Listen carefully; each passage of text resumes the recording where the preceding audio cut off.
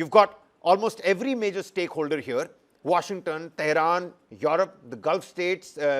Aragchi also was cautious enough to dial Motegi in Japan to bring him in his fold. They've all welcomed this framework. But when Israel openly says that this deal does not bind us, I mean, is this an unprecedented public challenge to American diplomatic authority? The rift seems to be widening, but words like, you should be thanking us, Netanyahu is a difficult guy. Where do you see this peace deal happening? Because the next 60 days means rigorous negotiations that are still on the cards. But Israel could play that sport. So it's going to be a question of whether Donald Trump, beg your pardon, is going to be rein in a Netanyahu. What's your assessment here? Good evening, Kabir. Well, there can be multiple players who can play a spoil sport. Trump is banking on Israel not attacking Lebanon. He is banking on Hezbollah not attacking Israel. He is also banking on hardliners in Iran not, waging another strike on the Arab states, or IRGC not attacking any ship in Strait of Hormuz. He is also hoping against all hopes that the negotiations on the nuclear issue will go according to what America feels it's justified. Look, let's put it this way. America wanted to do a Venezuela on Iran. They could not achieve it.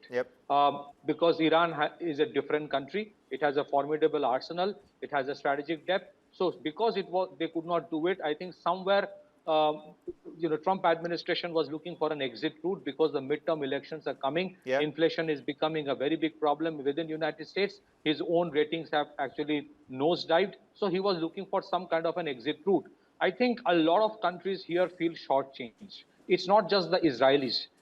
You see, not a lot of Arab states might feel a little uncomfortable, or because of the concessions that are being given to Iran, because they feel that Iran, what the end objective was, for which the Arab states allowed literally the airspace to be used, has not been accomplished. So I think on one hand, Israel feels that their security considerations are being undermined, because it is a reality. There is only one country which arms Houthi, Hezbollah and Hamas, which is Iran. And therefore, their concerns have not been addressed by the Trump administration. Likewise, the Iranians themselves are very uncomfortable. They're not very coming out in the open to actually acknowledge the deal. They're not celebrating because they also feel that somewhat the other day, the Israelis might wage another strike within Iran without the permissions of the Americans.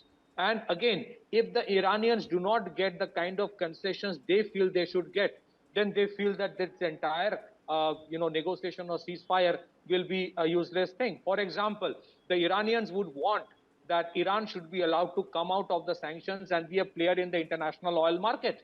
Now, if that happens, it's good for Iran, but a lot of Arab states will be very unhappy, because that would lead to the crash in the price of oil. And that is not something which many OPEC countries or the oil traders want.